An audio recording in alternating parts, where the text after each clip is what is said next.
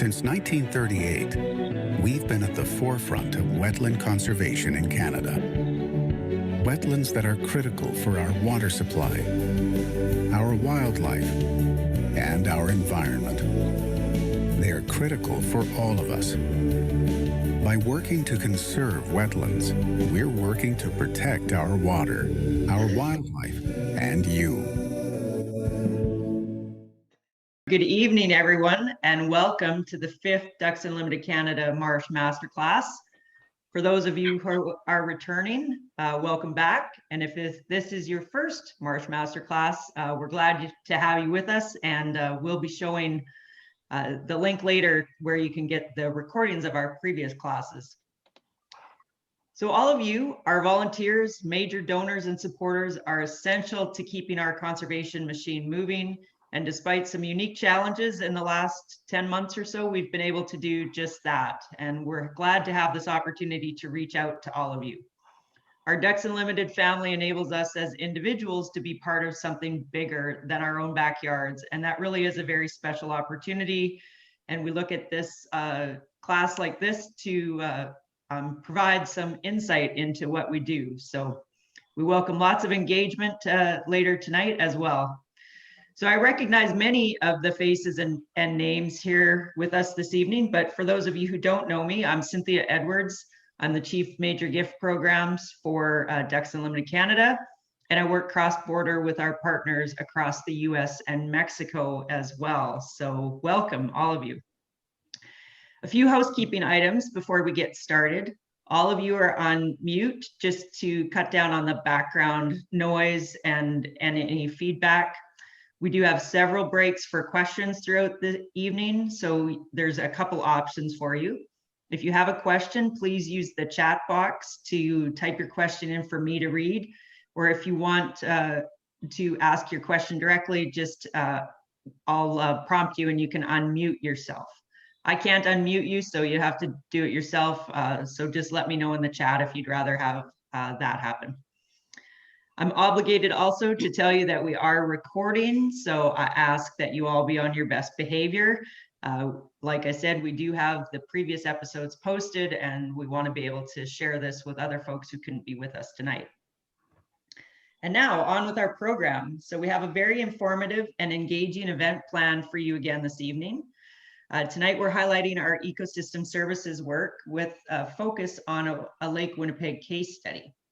So as you'll hear, the conservation work that we've been doing for over 80 years provides a plethora of benefits, not only to waterfowl, but to other wildlife and people. So we're going to hear a bit more about that tonight. So to tell us all about this, we have two very special guests with us this evening, gentlemen who I get the privilege of working with on a almost daily basis as part of the DU Canada team. So first with us, we have Dr. Dave Howerter.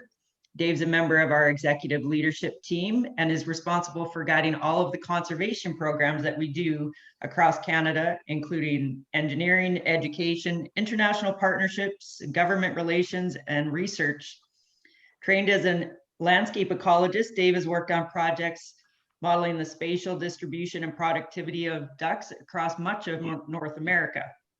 And if you've joined us at a Prairie Experience or a Ducks University, you no doubt remember Dave's animated presentations on waterfowl ecology. Earlier tonight, we were talking about how hard it is for all of us to sit still and do these presentations when we're usually walking around a room. So also joining us tonight is Nigel Simms. Nigel is our Chief Communications and Marketing Officer. Nigel's been with Ducks Unlimited Canada for about 7 years. And as our Chief Marketing and Communications Officer, he's ultimately responsible for our reputation and our brand. This includes management of half a dozen websites, social media platforms, video productions, and a very fine magazine. He's a graduate of Carleton University School of Journalism, and prior to his stint with Ducks Unlimited Canada, he enjoyed a long career as a documentary producer for the nation's public broadcaster. So without further ado, I will turn it over to Nigel to get started, and I look forward to all of the questions you have. Please do ask questions. We really relish the opportunity for that engagement. Nigel, over to you. Great, thank you. Thank you very much, Cynthia. And to everyone who had the chance to see the video that opened this session, there's a reference to our founding in 1938, which is a remarkable feat in itself. And I think many people on this call will understand the genesis of the organization and how it all came about. It was the middle of the dirty 30s. An environmental catastrophe was taking place. And a small group of waterfowl hunters here in Canada rolled up their sleeves and tried to do something remarkable. And that was to bring water back to a parched landscape in the prairies. And that really got us going. And it's really with the support from the United States financially, and then the expertise here on this side of the border, it really has led to 80 decades of remarkable work, and work that we're all very, very proud to be part of. In those years, and our focus has always been on waterfowl habitat, and we have never deviated from that. And it's important to recognize that. But over the years, there were the additional benefits of our conservation work started to show up in the research that we were developing, and the work and the hands-on work that we were all part of. And those additional benefits really around what we're calling now ecosystem services is the subject of this discussion tonight. And it's an interesting concept, because essentially the conservation efforts we do, sparked and fueled by our commitment to waterfowl, actually benefits every citizen of this nation in some way, shape, or form. You can always bring it down to any individual in this country. And hence the name of the presentation tonight, the ripple effect, because it really does affect everyone down the line. So Dave and I are going to talk to you a little bit about how these two things have come together for us as an organization. Really, it's the marriage of our conservation research with our marketing efforts. And as Cynthia was saying, we're looking at Lake Winnipeg as a case study, but please remember that this is appropriate to, on a continental basis, basically, but certainly across all of Canada. We're using Lake Winnipeg just as an example. And Lake Winnipeg is a remarkable body of water. And for those of us who have had the chance to enjoy it, it is a memorable place. It is the 10th largest freshwater lake on Earth. And to give you a sense of that scale, it equals the size and area of the state of New Hampshire. So we're talking about a pretty sizable body of water. It's relatively shallow, which plays into its situation right now. On this lake, it has a thriving commercial fishery, a sports fishery, and it really has for generations played a vital role in the economy and the lifestyle of the people that live in this part of Manitoba and environments around it. But this lake is in trouble, and it's trouble that we can now famously see from space. So this is an image, a satellite image taken of Lake Winnipeg a few years ago. And the vivid green section that you're seeing in this photograph is actually an algae bloom. Now, this is no ordinary bloom. This bloom is hundreds of kilometers long. It's massive. And you can see it from space, which gives you a sense of the scale of the problem that we're dealing with here. And for the past 3 decades, this issue with algae in Lake Winnipeg has been getting worse. It's really a product, the eutrophication with additional nutrients, phosphorus and nitrogen being put into the lake. The shallowness of it has really sort of combined into a perfect storm of trouble for the lake right now, to a point where it's threatened, very much so. And with that, I'll turn it over to Dave, who'll talk to you a little bit more about the scale of Lake Winnipeg and its watershed. Thank you, Nigel. That was a great introduction. And we're using Lake Winnipeg as a case study, as Nigel said, but I urge you to think about, no matter where you are, I know we have listeners from all across North America, the concepts that we're talking about remain the same. So maybe you're in Southern Ontario and you're in the Lake Erie watershed, or maybe you're standing near the Susquehanna River or sitting near the Susquehanna River in Pennsylvania, and you're in the watershed of Chesapeake Bay, or maybe you're in the Gulf, the Mississippi watershed, or near San Francisco Bay. These concepts are the same that we're talking about. Lake Winnipeg is a great example because it's close to where Nigel and I are, but the watershed is enormous. It stretches all the way from the Rocky Mountain front in Alberta across Saskatchewan and into Manitoba, but it also extends south. The Red River that drains much of North Dakota and Minnesota flows north into Winnipeg or into Manitoba and ends up in Lake Winnipeg.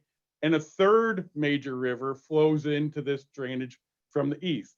The Winnipeg River has its headwaters in the Lake of the Woods in southwestern Ontario. So all three of these big drainages, these primary rivers, end up in Lake Winnipeg. And all along those courses of those rivers, the water that's flowing picks up nutrients and eventually deposits it in Lake Winnipeg.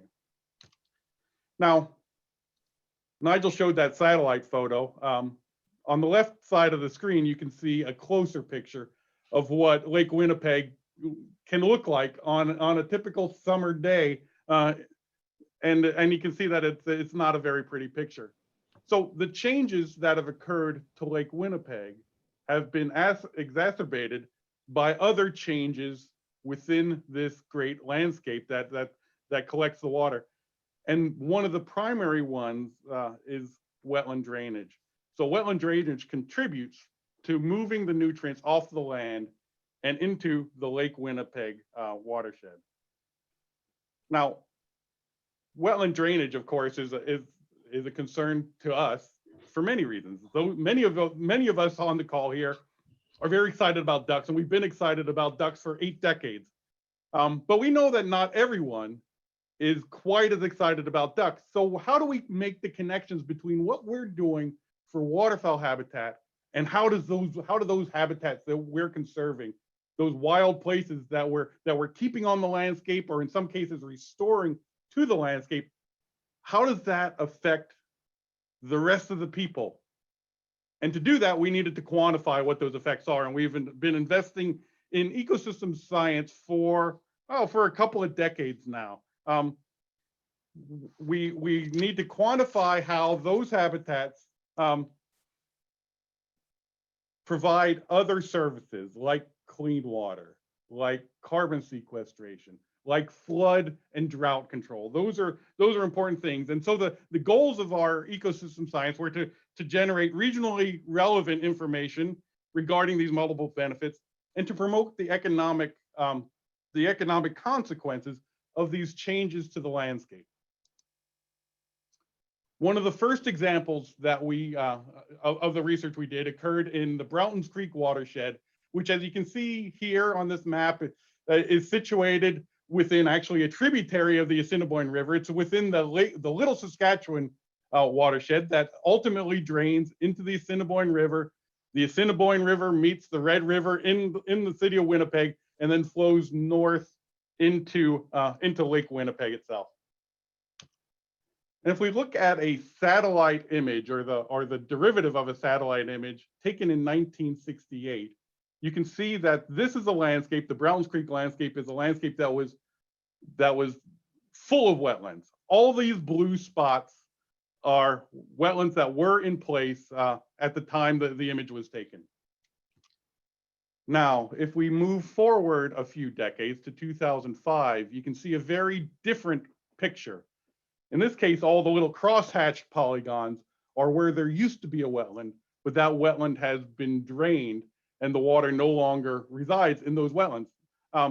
Now, there's no good guys and bad guys here. This is the result of really hard work over a number of decades. People that are trying to put food on the table, send their kids to college.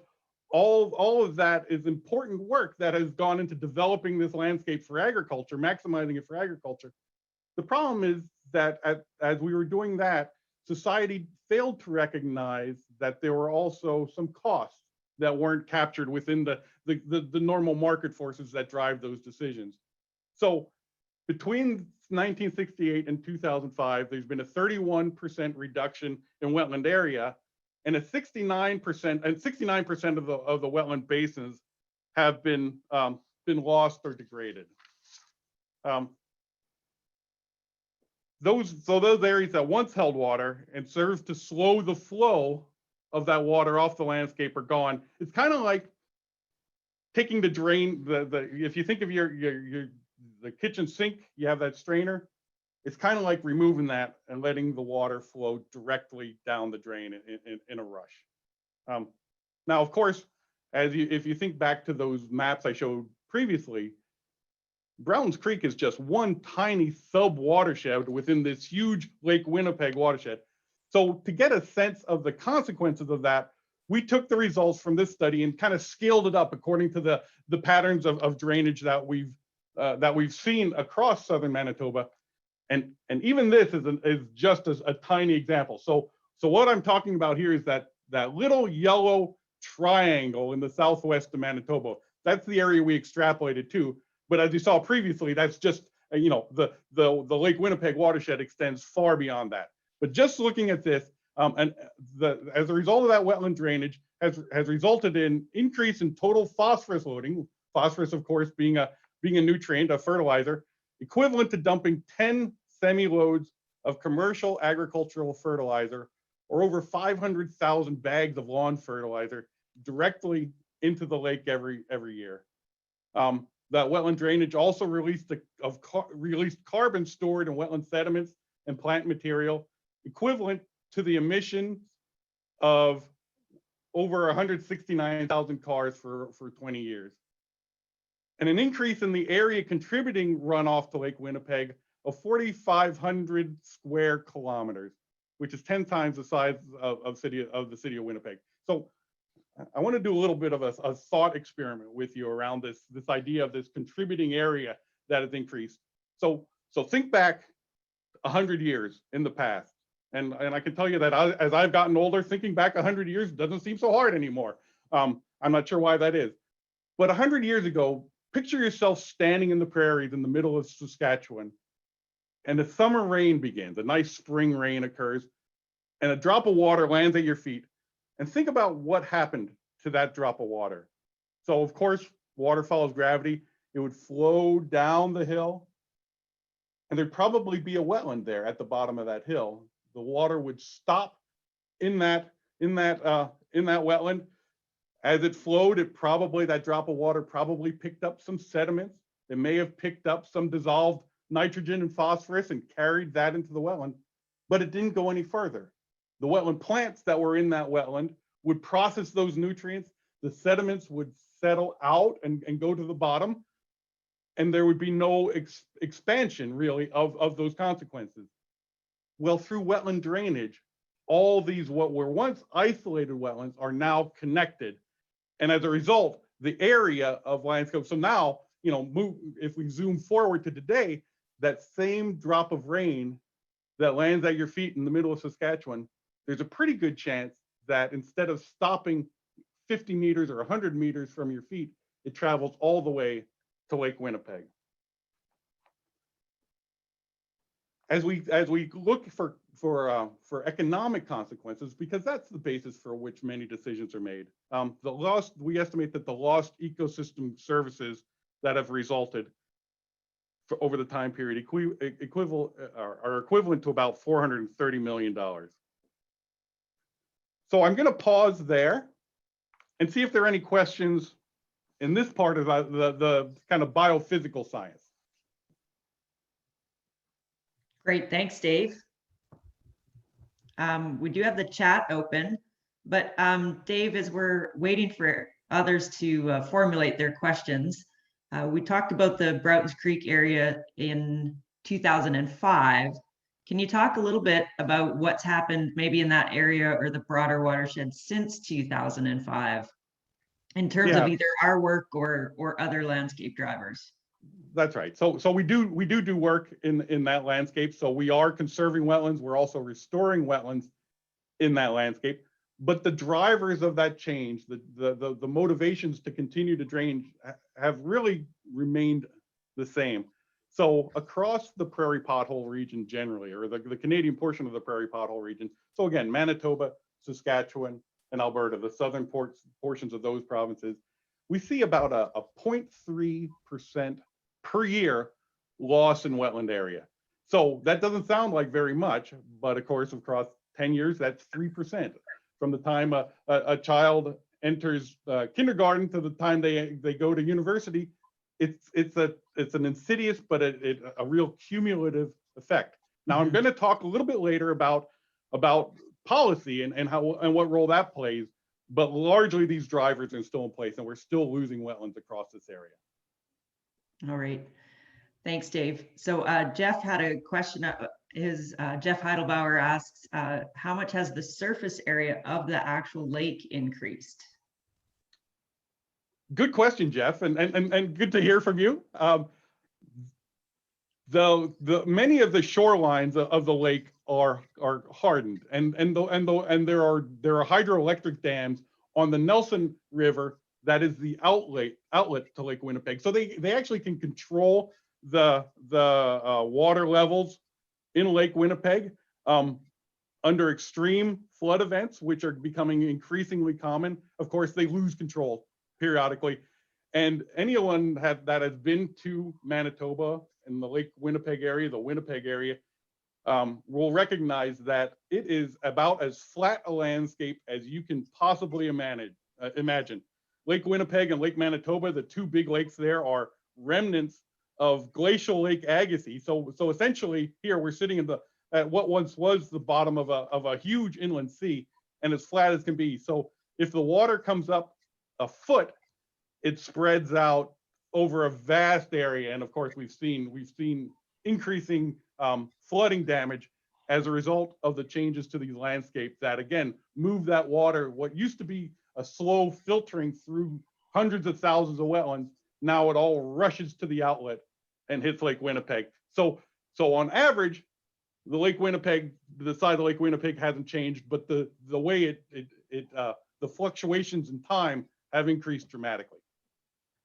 Okay, great. I don't see any other questions in the chat, so maybe we'll move on. I think, Nigel, are we going to you now? I have a question. Oh, yes, go ahead. I was just going to ask you about carbon sequestration and how you actually measure it and have it as a comparison as to the value that it has for the local economy or a big area. Yeah.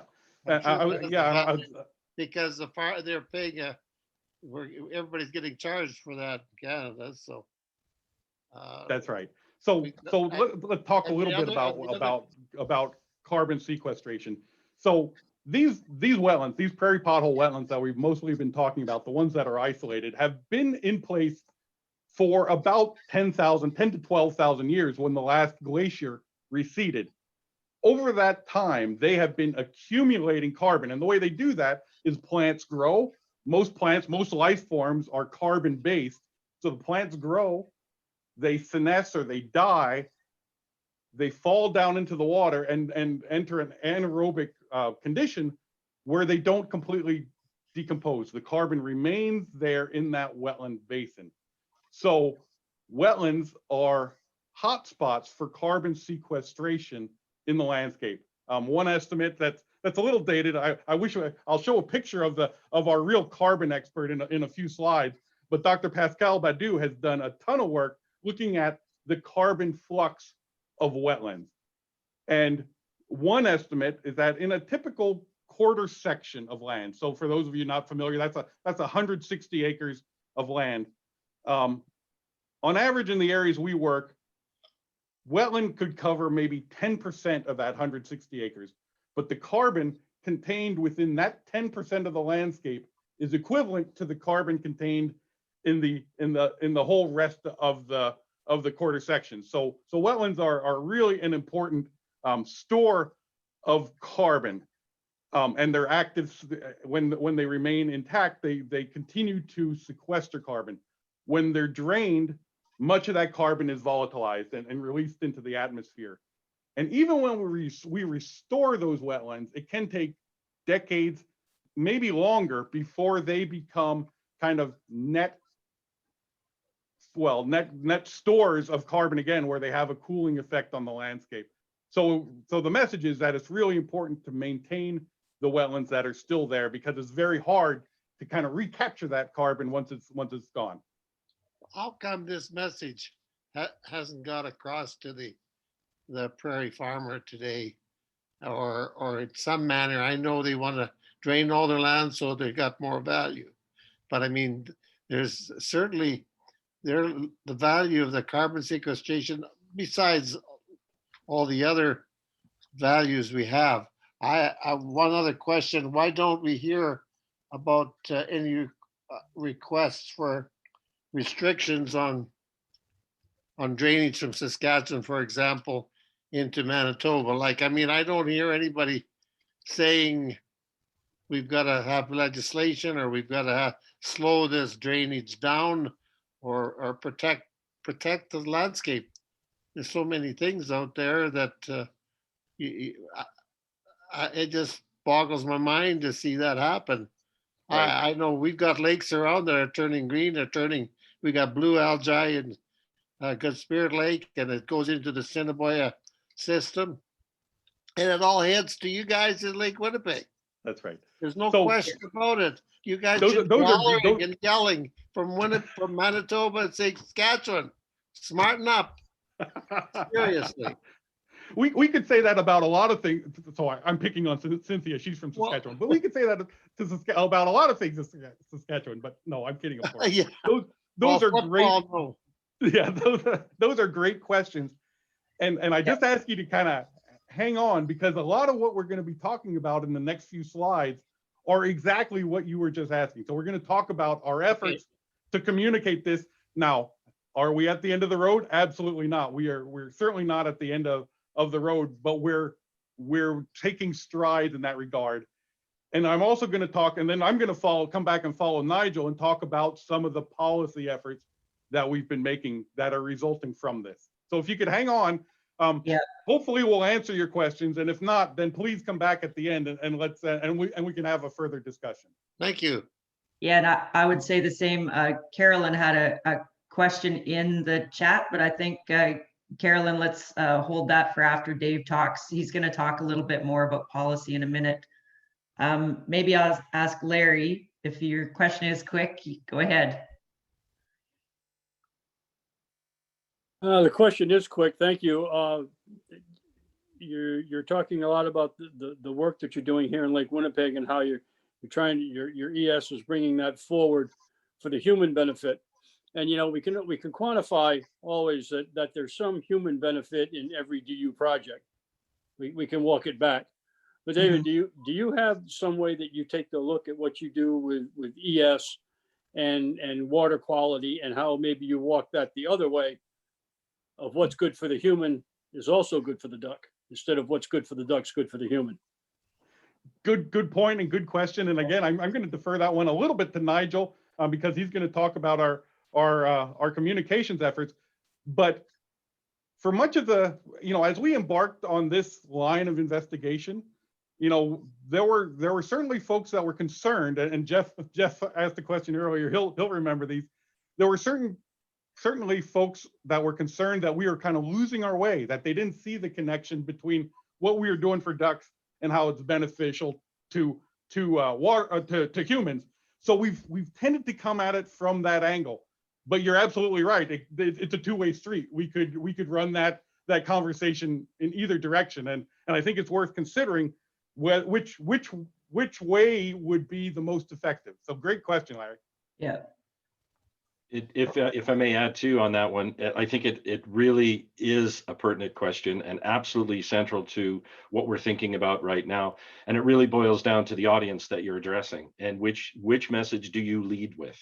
And we're finding that in today's world, with segmented audiences and the technology to speak directly to various interest groups, that picking your lead message is the best way to engage them, and then walking them back into the value that you're talking about. And we're actively engaged in that. All right, Nigel, we should let's continue. I know we have a couple other questions in the chat, so we'll either answer those in the next segment or loop back to them. Okay, so just to recap a little bit, then we have a waterfowl habitat conservation organization dedicated to the growth, then the conservation of waterfowl populations, and primarily funded by the waterfowl hunting community in its early days, and to this day that continues. And we have these pockets of research that are coming through our very robust efforts to better understand the impact of our conservation work. And from a marketing perspective, it's a wonderful challenge to have when you're part of an organization that is founded on its science and continues to commit to that in a way that's really very few conservation organizations are committing to. And then you have to ask yourself, how do we leverage this information that we have, these additional benefits that we're talking about? Do Canadians care about this? We don't know, for instance, or more importantly, perhaps, do our supporters care about this type of marketing effort? So about 5 years ago, we made a commitment to better understand our audiences. And what we did, we engaged a very prestigious and well-known marketing firm by the name of Hill and Knowlton. And we worked with them to develop a survey that really was, the purpose of it was to really find the answers to these questions about, do Canadians care, do our supporters care, and how much can we embrace the story of ecological services and make it part of our story, part of our brand, part of our reputation. It was a significant effort. And essentially what we were trying to do overall, we were recognizing who brought us to the dance, and we wanted to keep connected to that group, the waterfowl hunting community. But we also realized we needed to find the supporter of tomorrow while engaging the supporter of today, and really looking at finding that balance. And what we did, the survey was considerable in terms of participants. We had close to 5,000. And when you get into survey dynamics, that's a large group of people to speak to. The survey itself was comprehensive. It took about 45 minutes to get through everything. And among those 5,000 overall, we had about 786 current supporters of the day, part of that group, answering the questions. And what we did with that survey group is we looked at the main activities that this organization is committed to. And we broke it down into 6 main areas. Our work around, and in no particular order, you'll see them ranked here, which is the results of some of the survey work that we did. But we broke down the 6 areas around water, specifically water, the environment in general, our educational activities, because people should know that we have interpretive centers across the country. We have wetland centers of excellence. We have educational programs that are traditional, in the relationship with DUI in the States. We ask people about their interest around wildlife in general, so beyond waterfowl, our scientific research, and our hunting support. And in that survey work, out of those 6 areas of interests that we're involved in as an organization, water came out on top at every level. And the survey provides to us a lot of very specific information. You'll just see it on the right of the screen regarding the demographics that are interested, the ones that are more focused on this element or that element. And we've been able to break down all of that detail across the country. We can break it down to cities, to provinces, and with a sample size as big as what we did, we're getting legitimate answers into the specific areas geographically across the country. Interestingly enough, in this identifying water as a top issue for Canadians, that happened both at the public level and at the supporter level. We asked specifically the supporters of DUC that hunted what their priorities were. And in that survey result, 13% of the hunters that we talked to said that should be our number one priority, making sure that the hunting community was, sort of their interests were acknowledged and everything else. And so the other side of that information is that 87% of the hunters we talked to were looking at other values, and particularly around the value of water. And inside the issue of water, the top concern was the quality of water. And this graph shows you the percentages of both the general public population and our supporter base. And not surprisingly, 80% of our supporters were looking at water as the sort of water quality issue as really the top issue for them. So we've really used this market research as a way to better understand our audiences and feel that it is actually a way that gives us the license to pursue the story of ecological services with a degree of confidence. So from that information that we developed from the market research, we then embarked on really what turned out to be our first major digital marketing campaign. And it really did focus on the idea that clean water starts with healthy wetlands. And in this content campaign that was primarily delivered via social media, we had developed a number of assets around specific stories and content. We produced, this is a screenshot of a landing page on our website, and then we pushed out a series of messages on social media to all sorts of targeted audiences across the country, urban audiences, young audiences, different levels of education. And we were really trying to generate some traction around this brand positioning, that the work that we're doing around our waterfowl wetland habitat conservation work is actually beneficial to everybody else. We had 4 different flights. This campaign had 4 2-week flights, and we turned up some pretty interesting information in terms of, and the beauty of social media right now is that you get direct and immediate feedback on the impact of your marketing messaging and your campaigns. So just as an example, there's tons of data here that we're still mining for different reasons.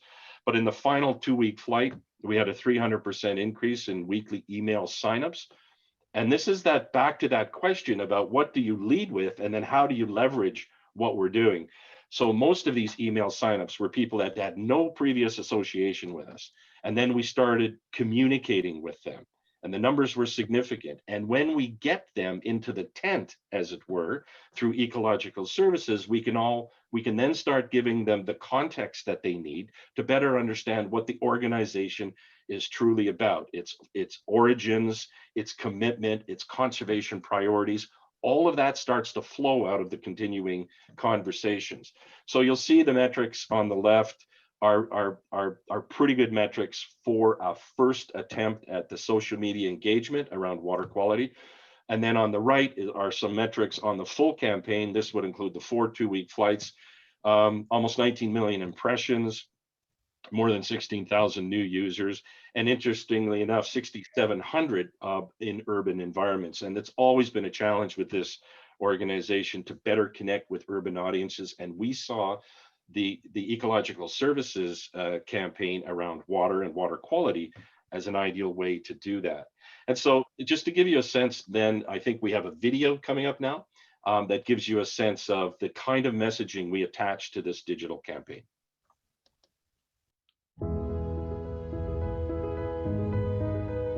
Fresh water, one of our planet's most valuable resources. Necessary for the survival of every living thing on our planet. And it's something we use every day for almost everything. Per person, Canada has the world's largest supply of renewable fresh water. There's so much of it, we often take it for granted. Even though fresh water is a renewable resource, it is finite. When it's gone, it's gone. Beyond the lakes and rivers we see across Canada, our wetlands play a critical role in our supply of renewable fresh water.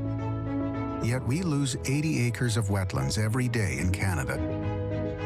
In some parts of Canada, we've already lost 70% of our wetlands.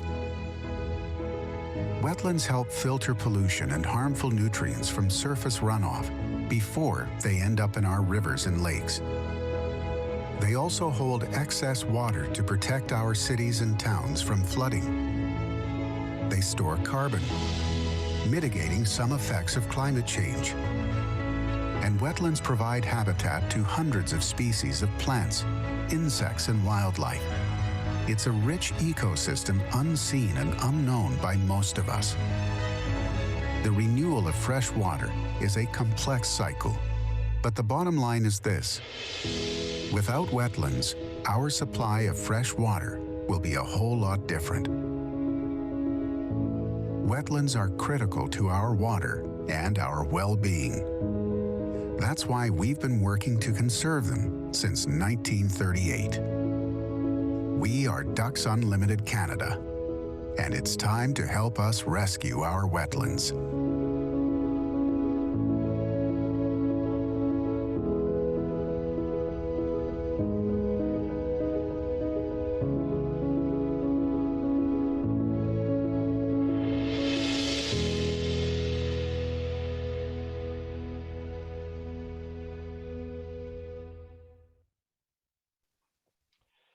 Okay, so that just gives you a taste of what the sort of the departure that we made. It's try to attract different audiences into ultimately our mission and what we're doing. And it as it happened, positioning this organization as a solutions provider, positioning our commitment and the work that we do as part of the reaction that collectively we could make to keep our water clean and available to us, coincided beautifully to the media concern, because as algae started rolling up onto the wonderful beaches in Lake Winnipeg, and people with vacation properties and the media started getting an idea of the true problem, because it was very public and very concerning for the residents here. And here's Ducks Unlimited Canada positioned as an organization that has an answer, at least part of an answer, an approach, a bit of hope that if we do something, we'll be able to sort of turn back this, increasingly problematic development for the lake. And that is essentially how we sort of connected, like the Lake Winnipeg story became an important part of how we ultimately got some more media engagement around what we were doing.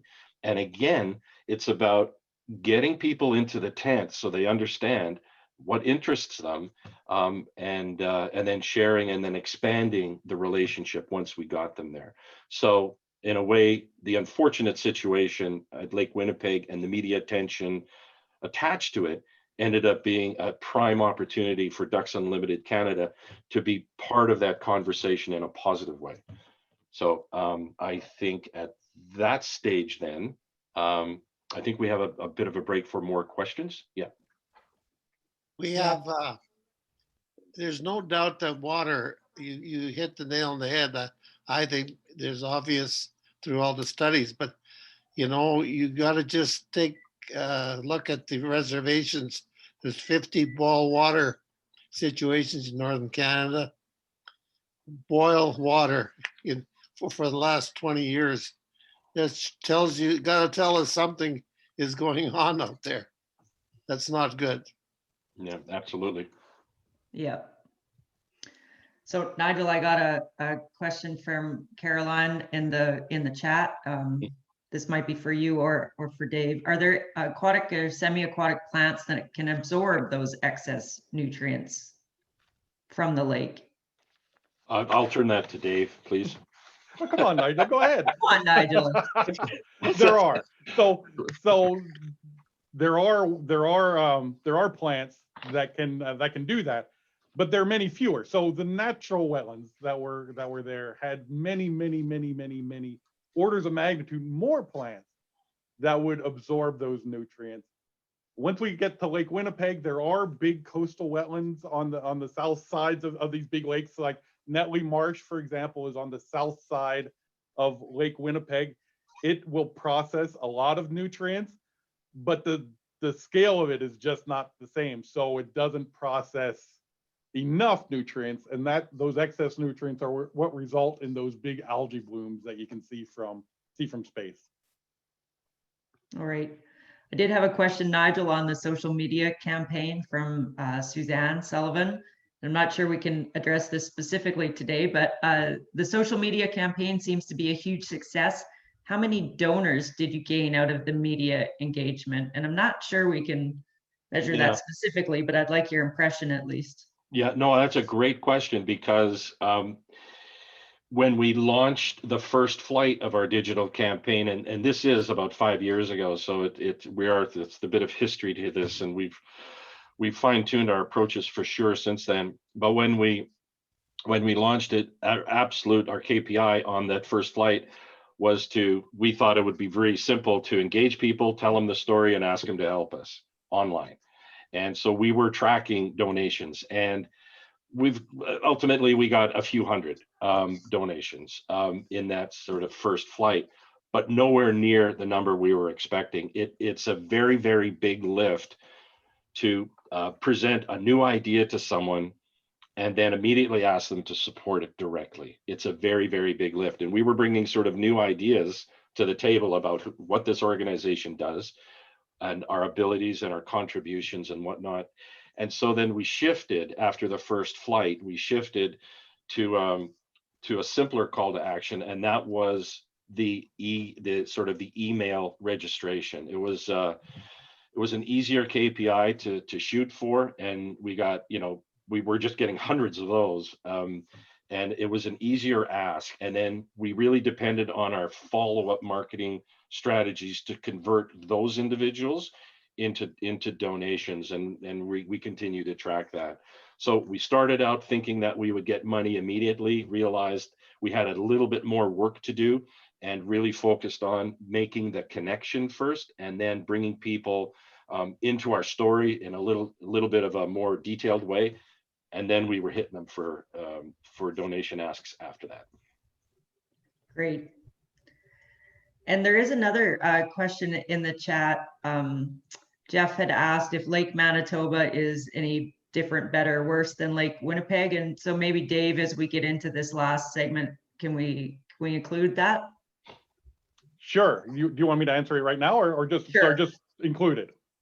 Answer it now. Might as well. Okay. So Lake Manitoba, it's the neighbor just to the west of Lake Winnipeg, another remnant from Glacial Lake Agassiz. It has many of the same problems, but additional problems. It also has an infestation, I guess is what I'll call it, of exotic carp that cause all kinds of problems in Delta Marsh, which is on the south side of that lake, by stirring up nutrients and disrupting the vegetation that we need to pull nutrients out. So, and its water is stabilized too, and healthy wetlands need to go through periods of drought and flood. So the problems are quite similar in Lake Manitoba as they are in Lake Winnipeg. Great. Thanks, Dave. I think we should probably continue. Very good. Back to you.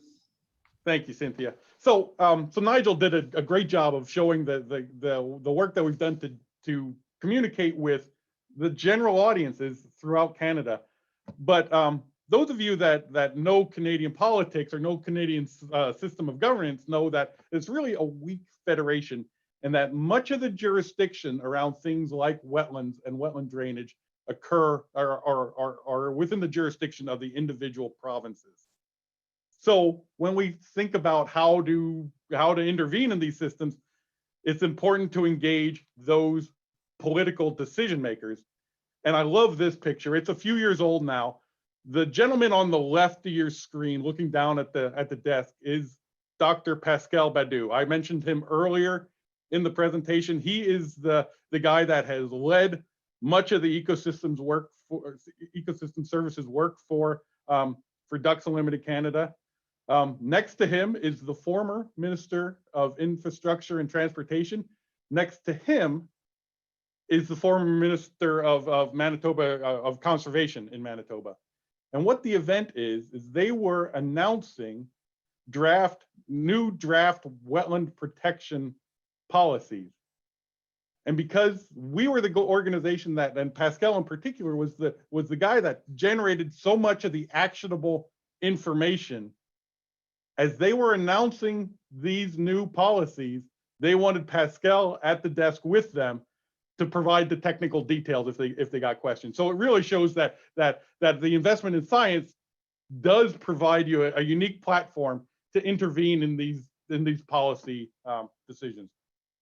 And it's gone farther. You know, we've engaged ministers and deputy ministers, the entire caucus, and various directors and other assistant deputy ministers at a variety of different fora. I like the cartoon on the left. That I think the question we got earlier is a lot like this. So if you think, you know, about the watershed, perhaps the top image is Alberta, near the top of the watershed, where, you know, a big precipitation event, and it's like, whew, that was close. Maybe the middle one is Saskatchewan. It's like, whoa, there's a lot of water here, but this too shall pass. And of course, here at the bottom of the watershed, in the Lake Winnipeg plains, you can see what the outcome is there. So as we look ahead to the future of Lake Winnipeg, you know, Browns Creek was the example that I talked about in this talk, but it really was just the first step. We've done very similar studies in the Smith Creek watershed in East Central Saskatchewan. We've done work in the Camrose Creek watershed, which is between Red Deer and Edmonton in Alberta. And we had a question about earlier about cross-jurisdictional conflict.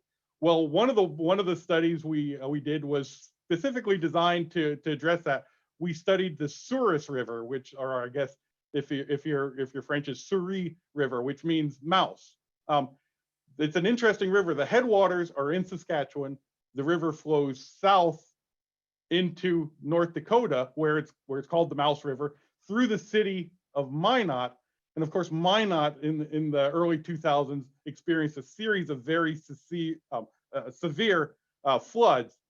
And then the river turns north again, flows into Manitoba, and eventually joins the Assiniboine River. So we wanted to pick that watershed for a number of reasons, but one of the reasons that we wanted to use that watershed was because specifically of these cross-jurisdictional issues.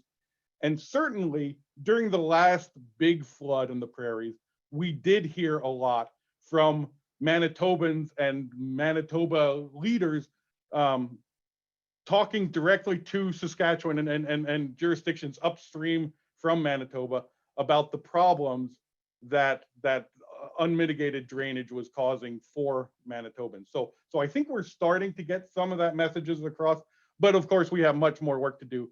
And this is just one example. We've also done work in Ontario near Barrie, the Lake Simcoe watershed, the Black River there. We're doing similar work about how wetlands keep phosphorus out of the Laurentian Great Lakes, Lake Erie in particular. And we're doing this similar kinds of work in Atlantic Canada. So again, we're piecing the study across the geography and communicating these messages to all our important audiences. I mentioned economics earlier. We also engaged Dr. Mark Anielski to do an economic analysis of the conservation work we do. And what he found was that for every dollar we as Canadians invest in conservation, it returns $22 in ecosystem services and tax recapture and all those kind of economic metrics. So it really is a very good investment. And as we looked at, as he summed up the economic consequences of the 6.5 million acres that Ducks Unlimited Canada controls, his estimate was that though the ecosystem services provided by those lands was equal to $5.4 billion. So, you know, we're putting the pieces of the puzzle together. All the additional research underscores the ecologic and economic value of wetlands to people from all walks of life. Nigel talked about the communications. We continue to roll that out and grow it. But the future is still, you know, uncertain. When we think about something as significant as Lake Winnipeg, in our instance, or whatever lake is close to you, we want people to stand at the water's edge with us and understand that regardless of where they are, wetland drainage impacts them. And that's the ripple effect that we've been talking about and alluding to throughout.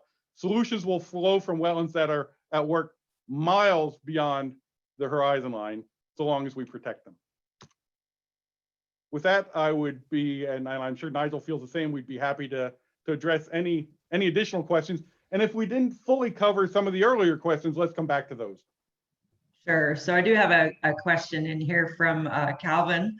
His question is, do you think the formation of the Canada Water Agency will help coordinate the management of wetlands and water in Canada?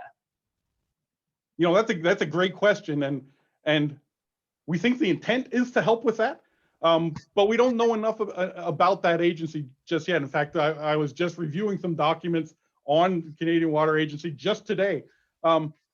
I think there probably will remain these jurisdictional issues that will need to be sorted out because, again, the federal government currently has, you know, it can control the flows of certain monies, but it doesn't really have jurisdiction on the land except for federally owned land. So national wildlife areas, for example, they can control what's there.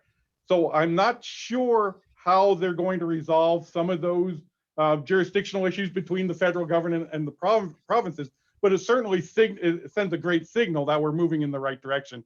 I think we'll need to wait a little while to know how that plays out. Great. And we had an earlier question from Caroline. Why is public awareness, this is similar, I think, to what Victor asked earlier, why has public awareness or action been slow to act on the issue of poor water quality, wetland conservation and management? And is there a more sustainable or integrated approach that can be applied to meet the ag needs that we talked about earlier and sustain wetland services? That's a big question, but. And hugely important as well. And I think turning public opinion is really a marathon. I think that's what I've learned since trying this. When you're first introduced to this information, the science behind it, the obviousness of it, it seems like a no-brainer. We just have to tell people, but everyone's lives are full of different agendas and different priorities. And, you know, we know that, you know, the agricultural community, for example, have been like, you know, the rest of society expects them to produce cheap food. And that expectation puts them into a situation where they make decisions about efficiencies that don't have a lot of room in some cases for the kind of wetland conservation that we're talking about. So it's very difficult to get, you know, this message into that mentality.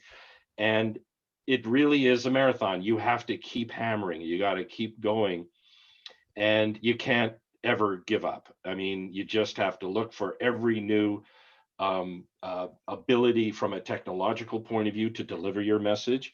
You have to build apps. You have to continue with the power. Say, I'm a sucker for magazines, right? I think they work still. But you also have to have a really strong social media presence, because that's where you're going to get your new audience. You're going to get engagement on all that. And it's a daily grind. You never give up. And I think we're seeing things turn around. I mean, Cynthia, this is Cynthia's life every day, and I won't sort of, you know, talk, but in Cynthia's work dealing with corporate Canada, they're all talking about ecosystem services. They're all coming to us with the need to position their brand, right, in a way that's somehow managing or doing something about the environmental challenges that are in front of us. The insurance industry we're talking to, because their biggest claim category right now is flood damage. So they're looking at, oh, maybe wetland conservation can alleviate that a little bit. We're talking to corporations about protecting grasslands, which are an integral part of the wetland ecosystem, right? And these are the conversations at the corporate level that we're having really productive results from. And I think we just keep going, we keep hammering it, and things will change. I hope we don't run out of time to make the changes that we need to do, but this is what we're faced with. Yeah, this is. And Nigel, perhaps. Oh, sorry, Cynthia, go ahead. I was just going to say, this is not a business for pessimists, right? You have to be an optimist to. Absolutely. Yeah. So go ahead, Dave. Yeah, no, I was just gonna add to that. That was a great summary by Nigel. But you know, we think of all the different audiences, and you know, the theme of this presentation was like, what happens a long distance away matters to you here. Well, what we need to do, you know, the decisions on the land are made one wetland at a time. by people that are, again, trying to put food on their table, put their kids through college, through university. So one of the things that we've been trying to do is make sure that the research we're doing and these messages are relevant at that scale too.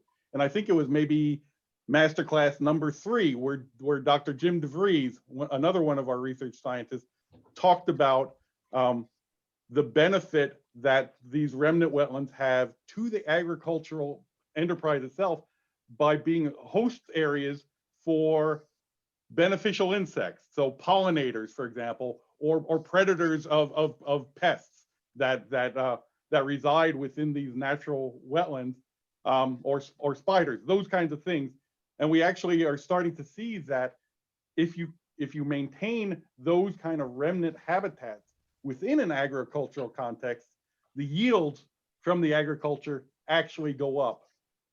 And we had questions, and to just add on to that, we had a question earlier about carbon sequestration and climate change. The other thing we're seeing is that, and this isn't a surprise to anyone that lives near a body of water. When we talk about the prairie potholes, they're not big bodies, but they're lots of little bodies, that those wetlands themselves moderate the local climate around them. So they are slower to warm up.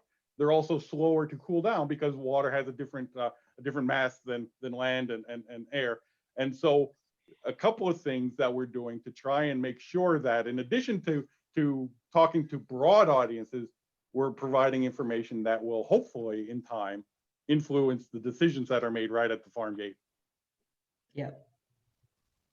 So Mick, if you're still with us, does that answer the question that you had entered in the chat on engagement of landowners? That's a pretty big focus, has been and will continue to be for us, certainly. Yeah, I think that's fine. I mean, it's obviously a conversation that we're going to have to continue to refine Yes. over time. Yeah. That's right. Great. Any other questions? And if I missed one, please let me know again. As Patty noted in the chat, if you have follow-up, or you don't hesitate to reach out to me and we'll get your questions answered. But I don't see anything more tonight. So thank you very much, Dave and Nigel. Great questions, everyone. This is a big topic. Certainly not one that we can cover in an hour, but we hope we were able to at least introduce you to some of that and encourage further discussion on these important topics. So thank you for the informative discussion. We really do appreciate your time and expertise, Dave and Nigel. And to our guests, thank you all for sharing part of your busy day with us. I know we all do a lot of video shots, and for those of us who are in the central part of the country, they start early in the morning some days and go till late at night. So thank you for taking the time. Justin did post the linkage to our YouTube channel that has the previous episodes of the Marsh Masterclass in there, and we'll get this last one uploaded soon too. So if you did miss previous episodes, please do check those out. I think that's it for tonight. Thank you all very much. I look forward to seeing all of you in person again sometime soon. And with that, have a great evening.